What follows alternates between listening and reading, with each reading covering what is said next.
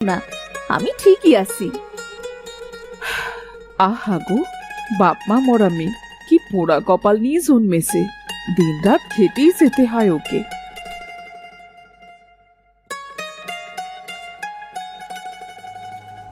তা এই যে মহারানী, এতক্ষণে সময় হলো পুকুর পাড় থেকে ফেরার? বলি সূর্যি তো মাথার ওপর চড়ে গেল। আজ কি উনুন ধরবে, নাকি সবাই পেটে খিল দিয়ে বসে থাকবো আমরা? এই তো মামি, এখনই উনুন ধরাচ্ছি, তুমি চিন্তা করো না তো, এখনই রান্না চাপিয়ে দিচ্ছি। তা এত সময় কিসে গেল শুনি? আসলে এই কাপড়গুলো। ওই দেখো, শোনো মেয়ের কথা, ওই কটা কাপড়ই তো, তা কাস্তে বুঝি তোর দিন পেরিয়ে যায়? তাও তো নোংরাই ছিল না বিশেষ। কি বলতে চাস কি তুই? তোকে দিয়ে গুস্তের কাপড় কাচিয়েছি আমি? না মামি, আমি সেটা বলিনি। থাক বাসা থাক, তোর কথা আমি খুব বুঝেছি। পুকুর পাড়ে বসে সবার কাছে আমাদের নিন্দে মন্দ না করলে তো তোর পেটের ভাতই হজম হয়নি, সে কি আমি জানি নে? থাক বাপু থাক, কাপড় মেলে তোমাকে আর কাজ দেখাতে হবে না। তার চেয়ে বরং উনুনটা ধরাও, নয়তো তোমার মামার পেটে আজ কোনো খাবারই জুটবে না। ঠিক আছে মামি, আমি এক্ষুনি যাচ্ছি। শোনো, আগে একটু চা করো, তারপর বাকি কিছু। জানোই তো, তোমার মামা ঘুম থেকে উঠে আগে চা লাগে। একি রে, তুই এখনো ভিজে কাপড় ছাড়িসনি? এই তো এখনই ছাড়বো, তুমি চা খাও। হ্যাঁ রে, তুই ভুলে গেলি কদিন আগে কিরকম জ্বর হয়েছিল তোর, আর তখন থেকে ভিজে কাপড় জড়িয়ে কাজ করে যাচ্ছিস। আবার অসুস্থ হলে কি হবে বলতো? তুমি চিন্তা করো না মামা, আমার কিচ্ছু হবে না। জানি জানি, আমি জানি চাপা, এ নিশ্চয়ই তোর মামির কাজ। আরে না না, মামি মোটেই আমাকে।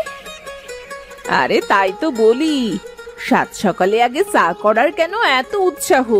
যাতে মামার কাছে বসে মামির নামে নিন্দে করা যায়। কি কুসুটে মেয়ে রে বাবা!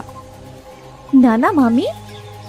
তুমি কিভাবে জানলে যে ও এখানে এসে তোমার নামে নিন্দে করছে? আর কত খাটাবে মেয়েটাকে দিয়ে? সকাল থেকে ভিজে কাপড়টা অবধি ছাড়িনি। তোমার শরীরে কি দয়া মায়া বলে কোনো বস্তু নেই গো? কি শয়তান মেয়ে রে বাবা! আমি ওকে আটকে রেখেছি নাকি, যাতে ও ভিজে কাপড় ছাড়তে না পারে? বসে বসে মামার মামির মধ্যে অশান্তি ছড়াতে চাইছিস? তোর পেটে পেটে এত! থামো তুমি, আমি কি তোমাকে চিনি না? এত বছর ধরে সংসার করছি, তোমার স্বভাব আমার কাছে অচেনা নাকি? ওকে তোমার জন্য কিচ্ছু বলতে হবে না, বরং ও বললে আরো না জানি কত কি জানতে পারবো। চুপ করো না মামা, আমার কিচ্ছু হবে না, তুমি শুধু শুধু থাক, তোকে আর শাক দিয়ে মাছ ঢাকা দিতে হবে না। তোর পেটে পেটে যে এত, সে তো আজ জানলাম। সকাল থেকে পেটে কিছু পড়েছে, নাকি পেটে খিল দিয়ে শুধু খেটে যাচ্ছিস? বুঝেছি, যা, আগে ভিজে কাপড় ছেড়ে কিছু খেয়ে নে। আর শোন, একটা কথা মাথায় রাখবি, অন্যায় যে করে আর অন্যায় যে সয়, দুজনেই কিন্তু সমান দোষী। তাই অন্যায় সহ্য করাটাও কিন্তু একটা অন্যায়, মাথায় রাখিস। যা এবার। বাপ মরা মেয়েটার কপালে সত্যি দুর্গতির শেষ নেই।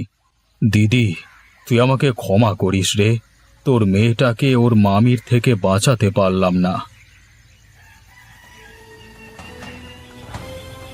ব্যাস হলো তো? বলি মহারানী, আপনার যখন এত ঘুমের নেশা, তখন তো গিয়ে শুয়ে থাকলেই পারেন, বলে হারি যাই।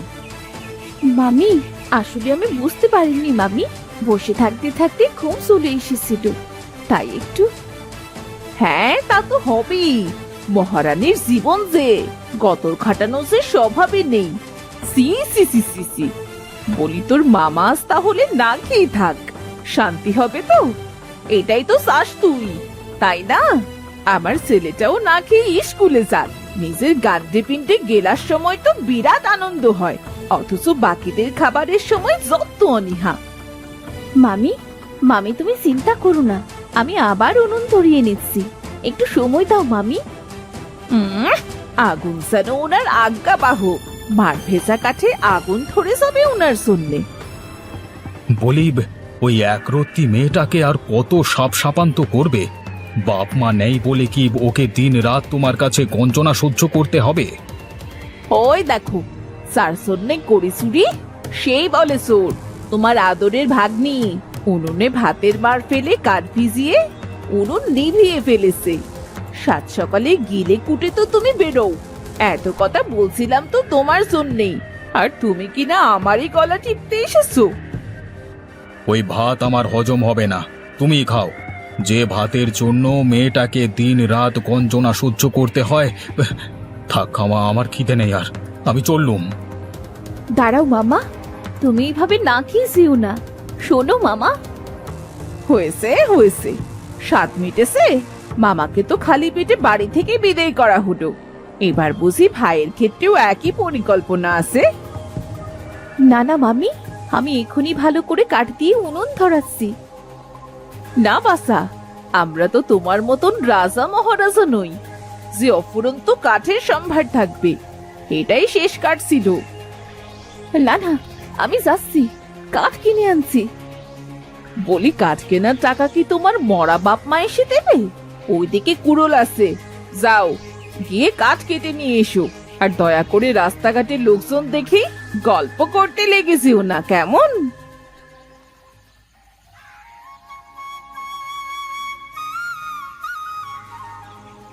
শুনছো, আমাকে প্লিজ এই বাঁশবাগান থেকে মুক্তি দাও। ভয় পেও না, আমি জাদু বাঁশ। আমার কথা সেই শুনতে পায় যে সৎ হয়। তুমি শুনতে পেয়েছো মানে তুমি সৎ, ভালো মানুষ।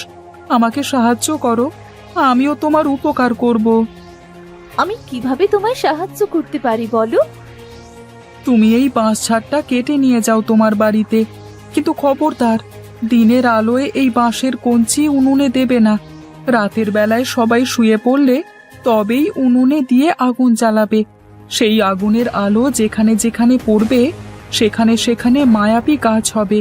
চিন্তা নেই, কুরুলের একঘায়েতেই কাটা পড়বে ঝাড়টা। কিন্তু আমার যে এখন উনুন জ্বালানোর কাঠের দরকার, সেটা কোথায় পাবো? এখান থেকে 5-6 পা গেলেই অনেক শুকনো কাঠ পাবে তুমি। সেটা নিয়ে আপাতত কাজ চালিয়ে নাও। বেশ।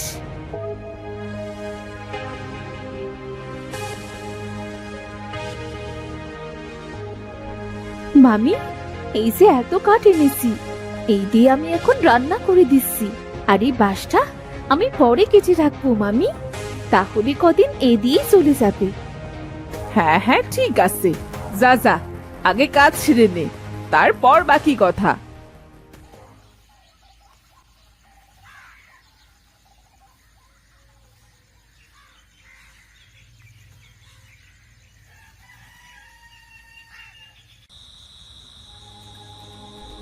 সবগুলো দিয়ে দাও একেবারে, শুধু একটা কঞ্চি বাদ দিয়ে।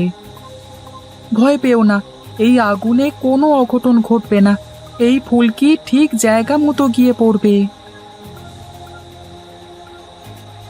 আমার কাজ শেষ, তুমিও এবার যাও, এই ঘরের দৌড় দিয়ে দাও। তবে মনে রেখো, সকালে সবার আগে দরজা কিন্তু তুমিই খুলবে। আর এই গাছ থেকে যা পাবে তা শুধু তোমার। অন্য কেউ এ জিনিস তুলতে গেলে বা হাত দিলেই হাত পুড়ে যাবে। একমাত্র তুমি যদি খুশি হয়ে কাউকে দাও তবেই সে এই জিনিস নিতে পারবে। কোনো কারণে যদি তুমি মরে যাও তবেই তৎক্ষণাৎ এই কাজগুলো সব অদৃশ্য হয়ে যাবে। আজ থেকে তোমার জীবন পরিবর্তন হয়ে যাবে। তুমি খুব ভালো মেয়ে, এরকমই থেকো সারা জীবন। নাও, এবার শেষ কঞ্চিটাও দিয়ে দাও, তারপর আমার ছুটি।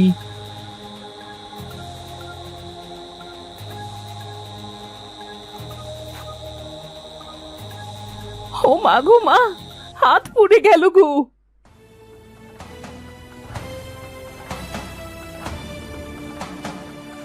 হ্যাঁ, এটা বলেছিলে আমাকে যে এই ফুল আমি ছাড়া অন্য কেউ তুলতে গেলে বা নিতে গেলে তার হাত পুড়ে যাবে। একমাত্র আমি যদি মন থেকে খুশি হয়ে দিই তবে। সাবাস সাবাস, কি এবার থেকে চাঁপাকে আর গোলামের মতো খাটাবে না? খুব তোকে মহারানী মহারানী বলে টিটকারি করতে, আজ থেকে ও সত্যি মহারানী হলো, আর তুমি হলে ওর দাসী। চুপ করো মামা। তুই চুপ কর। এতগুলো বছর ধরে অনেক সহ্য করেছি, তুইও করেছিস। আর না, আয় মা, আর ওখান থেকে একটা ফুল তুলে নে, তোর একজোড়া হাতের আর কানের গড়াতে দেব। নে নে, তোল দেখি। চ চ চ, এখনই যাব শ্যাকরার কাছে। চ আমার সাথে, চ।